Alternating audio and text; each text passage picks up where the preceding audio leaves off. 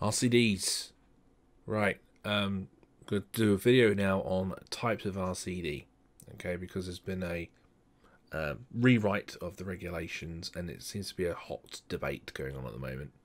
So this video is going to be talking about the different types of RCD, the regulation that's been introduced, and it's also going to kind of answer this question that I've written there, really. Why are AC RCDs still in the regulations? That's really what I want to talk about really here. So let's just cover this regulation. So the regulation is here. So this is the rewrite. Section 531 has been rewritten, and they've introduced different types of RCD. Now, these RCD types have always been there. A, B, all of them. They've never been written in the regs book.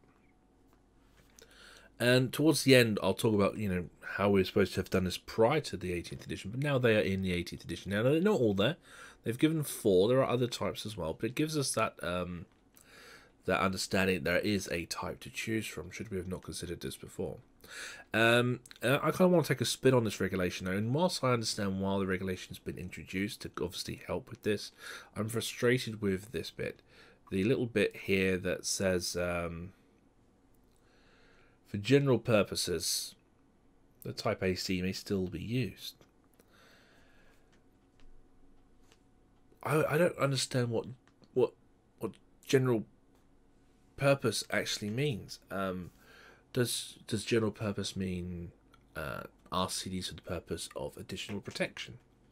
Does general purpose means RCDs for showers, for socket outlets, for whatever? It's just, it's a very, very uncommitted word to use, and that's going to create an opinion that this is the starting RCD, and only if it's a specialist scenario do we need to deviate from a general purpose. And I guess in the minor regulations it does do that in section 722. It'll start to talk about different types of RCDs, A and B, for electric vehicle charging points. In medical locations it will say you must not use Type AC, it must be Type A or whatever. And so the special installations and locations do help us with this, but we need to be more familiar with why AC type RCDs are not suitable. Okay, so is there a problem with AC type RCDs? Yes. A Type AC RCD, which is your off-the-shelf RCD probably still, it only operates on alternating residual current. This means obviously that if the residual current in an earth fault is primarily from a inductive or a capacitive load or a resistive load, then it's going to be alternating current that is leaking. Fine. But if this equipment has any kind of DC component that could obviously provide some level of leakage to earth, whether it be again photovoltaics, or whether it be power supplies, computers, washing machines, whatever, we need to identify that kind of leakage current being direct, being straight, and not obviously of a rising and collapsing alternating current, can become a problem for AC type RCDs. So much that they may fail to actually identify the leakage current, or they may actually really, really limit the sensitivity of the AC type RCDs. So, what can cause an alternating residual current? Okay, so we've had AC type RCDs for years and years and years and years. Tungsten, halogen lighting, ovens, showers, resistive, inductive, capacitive loads, all of this equipment that is linear, non-linear, that's absolutely fine. As long as the leakage current is alternating, then there's not potentially going to be much of a problem. The issue is today, though, with advancements in construction of electrical equipment, we are really, really experimenting and testing and trying out using electronics in a huge variety of our equipment construction. LED drivers and lighting, inverters, power supplies, solar, electric vehicle, washing machines even may use DC motors. So you're going to have rectification there, USB charging sockets. There's a rectifier in there that could fail. So we're using electronics to a heavy amount now. All of these things can offer failure, and if they offer failure from the DC side, it will be a direct current residual current. It will be a DC residual current, which AC type RCDs are not manufactured to see, and that creates the problem. So manufacturers have been providing guidance and information on this. They've been doing it for years, but it's a case of electricians need to understand the true nature of the potential leakage currents and where they can come from. And that's obviously where the regs is going to offer some assistance now, but we should really have had more assistance before now. So some examples manufacturers will provide with this table here. So the typical type we're talking about now is the AC type, and it is just alternating residual current. That's all it's manufactured to identify, and it has a different operating principle to achieve that. A type, which is what we are now considering should be the general type really, also operates on alternating current, but identifies pulsating DC, so DC current up to 6 milliamp, which is a fairly good representation of a quantitative value of appliances in the home, for example. If we're going to push higher than that with a higher potential amount of leakage, we'll go to the F. Varying frequencies, we may go to the B, but naturally the more we go up, they are going to introduce more technologies. They're going to be able to achieve more magic tricks, so they're going to be a lot more expensive, hundreds of pounds for some of these types. But we are stressing that the AC type needs to be considered as to if it's any use anymore. Is it any use? So you'll also see, just to kind of help, if you do look at the information that the manufacturer will give, you'll also see them give you an example of the hysteresis loop, showing you how a typical AC or type A RCD would identify alternating current loops, but when they have a DC, there is an issue. I just want to quickly run through what the hysteresis loop is, should you be unfamiliar with that. Okay, so it's all about, obviously, magnetism. If you remember doing this back at college, level 3 science and principles, you probably covered the hysteresis loop back then, where we consider hysteresis losses. It's the same principle that we're looking at here, and that's why the manufacturers use hysteresis as an example as to how these RCDs and how these AC RCDs can be a problem if we have any DC intervening. So with a hysteresis loop, let's start at the beginning. We've got here an axis, a horizontal axis and a vertical axis, and let's just take this away to the bare point there. So the magnetic field strength and the flux density on the vertical. So here we have a point of 0. So right now the magnetic item is demagnetized. There's been no current applied to it, positive or negative, and it has no stored flux density. Now let's apply some current from the point of 0 up to a positive half cycle. So if you think about how the manufacturers present this, this is the same point of 0 to start with, but then there's this alternating residual current. This is the excitation by alternating residual current. So this is the residual current that's there.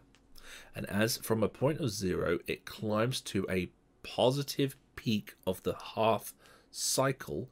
It goes from a 0 point to a peak point, or a point of saturation. Okay, this is the point, and saturation point is where it's going to stop gaining any more magnetic strength. Okay, it's saturated, which means it cannot become any more magnetized than it already is. In other words, we've applied the power to a point.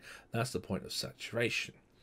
It's then, obviously, as the field, which is still in the positive but collapses down to 0, so it's going from its peak down to 0, that's going to apply less here. So what's going to happen from that point of saturation is the strength is going to fall as it returns to 0, but it doesn't fall all the way down to 0, because anything that has an initial point of 0, when it actually achieves this level of magnetic field strength, it doesn't lose it fully when you collapse that current. It holds a charge, and that's illustrated here at a point we call a remanence. Okay, so you'll see here that when we actually start to go from the positive peak down to the zero, the field that's actually there, the charge within that, hasn't actually fallen to zero with it. It's fallen some way down, but it's maintaining that slight level of charge. I could go into the whole the whole physics side of this, but it would be a little bit off topic, okay, with the poles and things. But do let me know if you want me to cover that. It's not really essential to understand this point. So we've got the starting from zero, we go to a positive peak, and it falls back to zero, and it's holding a level of charge. So we now need to have some charge carrying into the negative peak to pull that charge down to zero, but it's obviously going to be in the negative side, and as that carries on to a negative peak, we end up at another saturation point.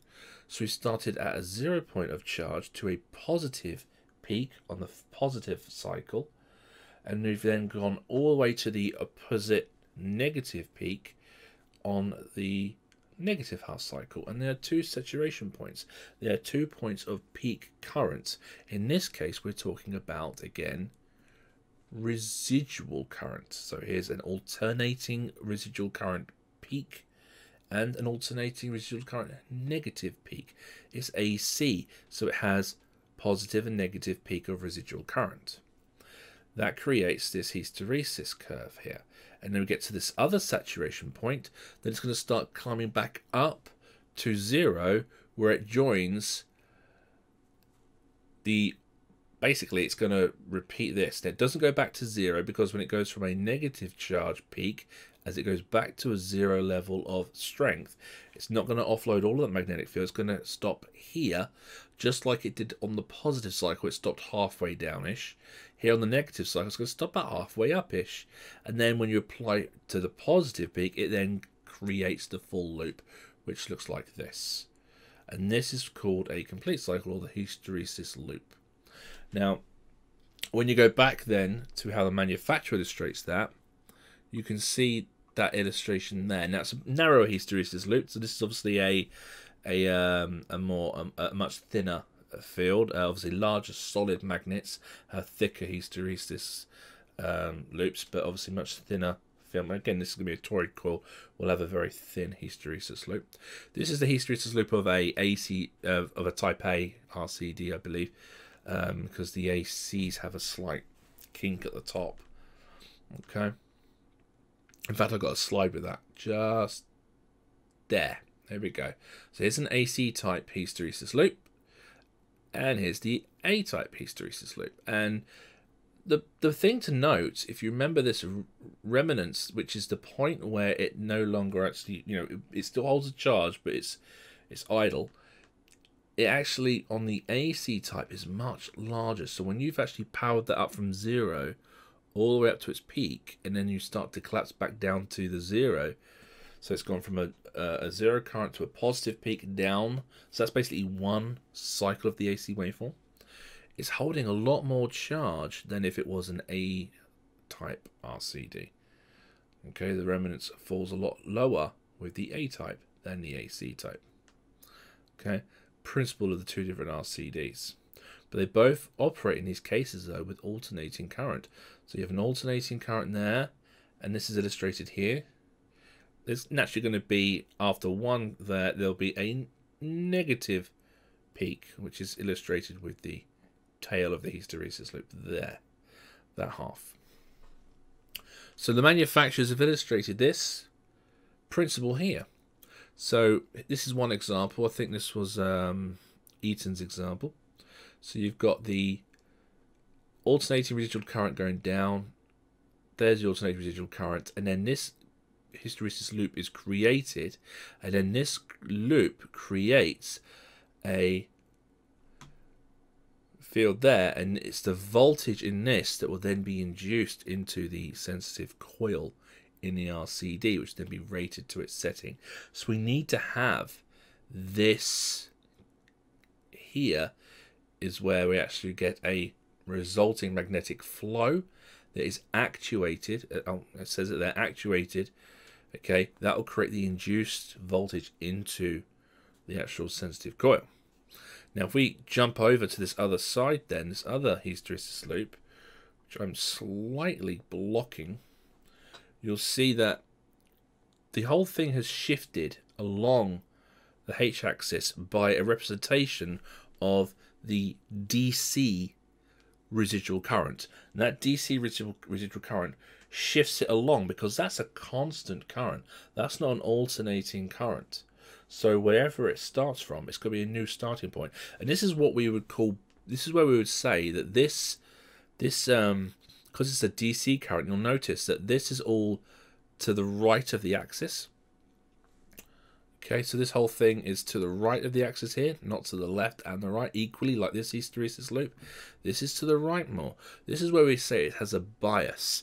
The presence of the DC residual current results in there being a bias to one side of the positives or negative AC waveform.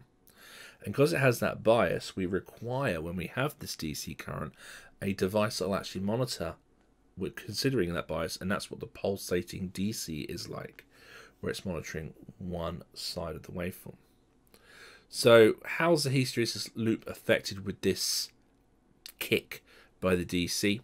Well, it still starts at a 0 point, much like the other one, but as you'll notice, because of this, let's say that this is up to 6 milliamp shift, because that's the maximum for an A type anyway.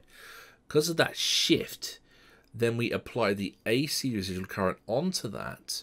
We have this much longer stretch to that point, and that results in a much narrower magnetic flow actuated by an alternating current here and direct current. So here, the actual resulting magnetic flow there, okay, it's much thinner because the DC has pushed it further away.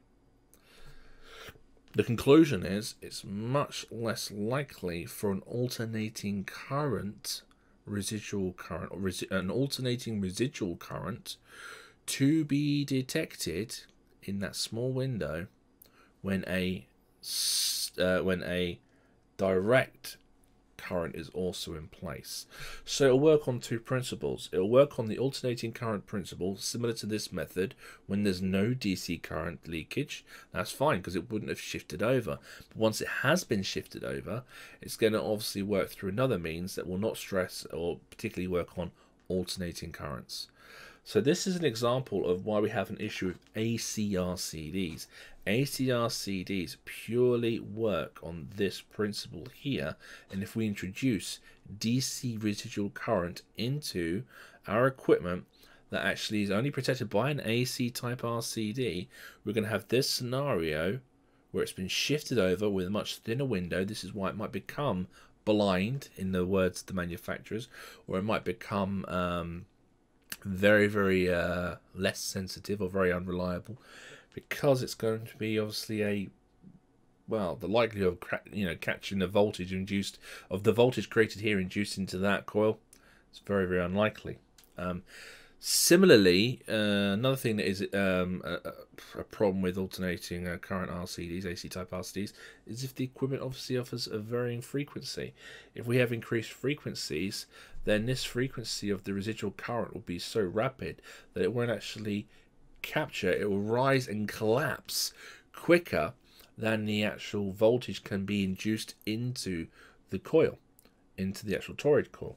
And so by the time that the device actually starts to identify the voltage that's created by the residual alternating current, its frequency is so fast that it's actually risen and then collapsed to the negative peak so quickly that the thing hasn't been able to respond in the time frame.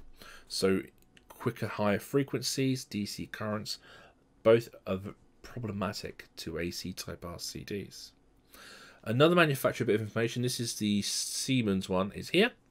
So this illustrates these two, this one and this one are just illustrating the same here. They've taken the actual outside the hysteresis loop out of these illustrations for completeness.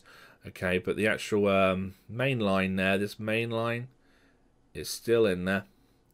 And that's here. So here we've got the alternating residual currents, positive, negative.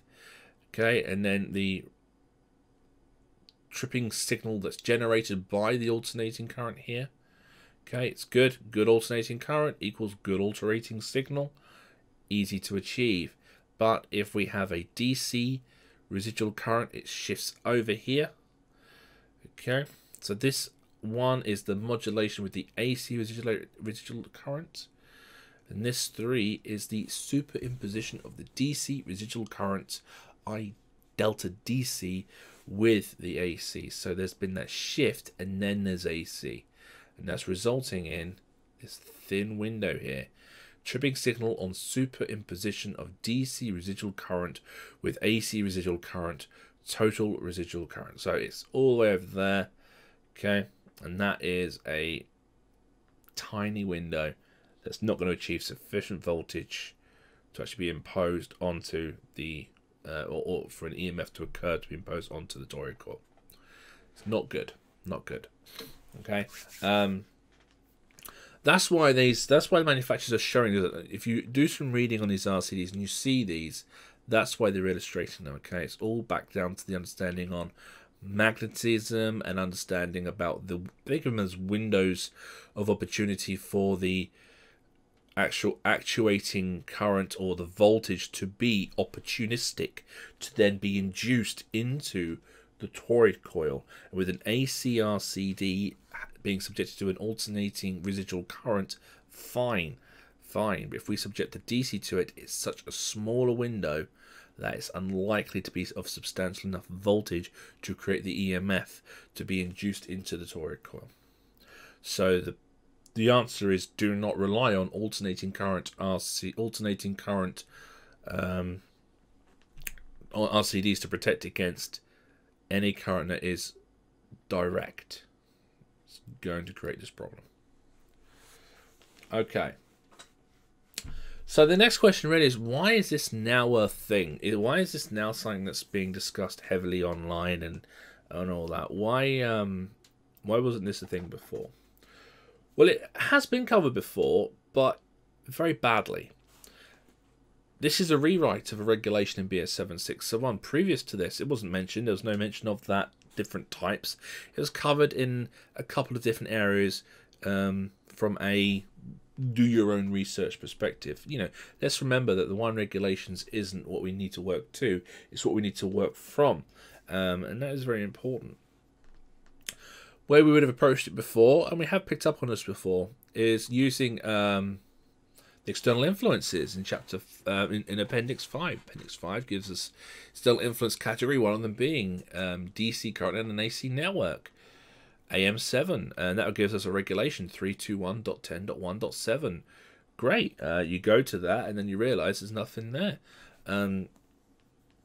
This is something that's been in there for a number of years. Again, I've said before, I've said it online, and I've said it in videos, and I'll say everywhere, the wiring regulations are not perfect. They're far from perfect. This is an example where there's just missing information, or it doesn't work, and we now need to find the extra support. Okay, and that's what they've done with this rewrite, I guess, but it's raised a lot of questions. Okay, so to conclude, what has the industry done? Now I'll just cut while I get a couple of things to play. When we think about, you know, what does it mean to say? What does it mean to say general use? You know, AC RCD is okay for general use. This is the operating manual for a washing machine, Siemens washing machine, and it's got in there, one of the first things it says is, this is intended use. This appliance is intended for private domestic use only. So this is something that any homeowner could go and buy and put in, and their fixed electrical installation should in theory be ready for them to buy this equipment. But it says in here remember it's a domestic only item. If using a residual circuit breaker, use only the ones that bear the following mark. And this is the mark for an A-type RCD. In other words, do not use an AC type RCD with this washing machine. So again, I go back to the title of this video. Why do we still have AC type RCDs if the construction of electrical equipment is going down the avenue of using electronics to this point where AC RCDs are going to be unreliable and potentially dangerous? You know, we've got to try to improve our understanding on these different currents, these different residual currents, AC or DC, how they behave, what the differences are, and make sure that we select protected devices that are suitable for the life of the installation for the users of the installation. Now, AC RCDs may have a place where, I don't know, a shower circuit, unless electronics are involved with that, maybe. Lighting, you could have electronic lighting switches, dimmer racks, LEDs, drivers, probably not. Socket outlet circuits, you could have a wash machine like this one. You could have USB sockets installed again. So there are many more arguments against AC RCDs than in favour of now. And it's something that, you know, we're all becoming more and more aware of. And it's a case of what we're going to do with this information and move forward.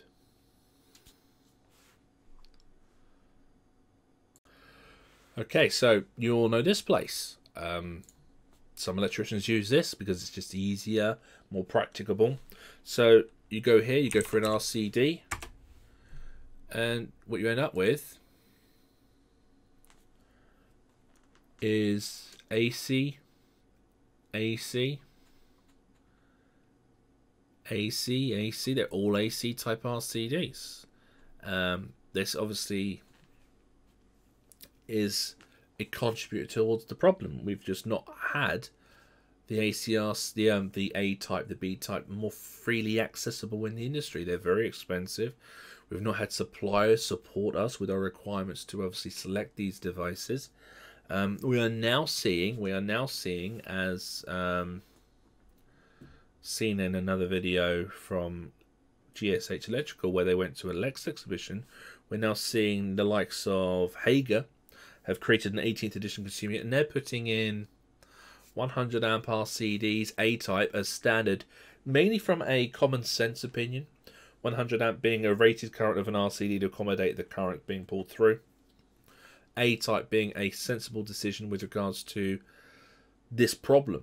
How we decide what is or is not a general purpose. If we go with an A-type as a starting point, as I suggested towards the beginning of this video, we have kind of, unless there's going to be more than 6 milliamp of DC residual current, you know, it's a lot better than an alternating current RCD. An AC type is just, you know, it's a better idea. So yeah, Hager have taken a step forward with that. Now this, I'm just going to play a couple of seconds now. Electrium, who own obviously a variety of the manufacturers, YLX and Siemens and a few others. They did a podcast, and again, they'll admit that it's flippant, but this is their response to this kind of question here. And the regs don't say you've got to use a Type A either. They say that you can use the appropriate type. You should always use the appropriate type. And you know, rating of devices, choosing the appropriate rating, is somebody trying to say that that's new? Really? What, have we been choosing the right MCBs and other fuses and the like purely by luck? I'm being flippant, I know, yeah, but yeah, you know, choosing the right device that's not new to the 18th edition. I mean, right.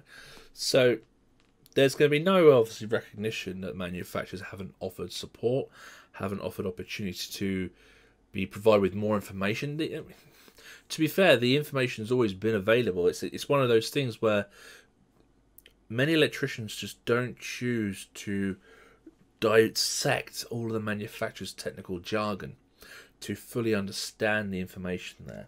And manufacturers obviously haven't offered and the industry bodies as well. All the industry bodies and the voluntary bodies haven't offered this this information more readily until all of a sudden it's a regulation and everything has to take it on board. It's frustrating. It is very frustrating. We've got some. I'm going to show a clip in a second, and we've got some motions going on in the E5 group, and a couple of guys there have, they've worked hard on creating a good video.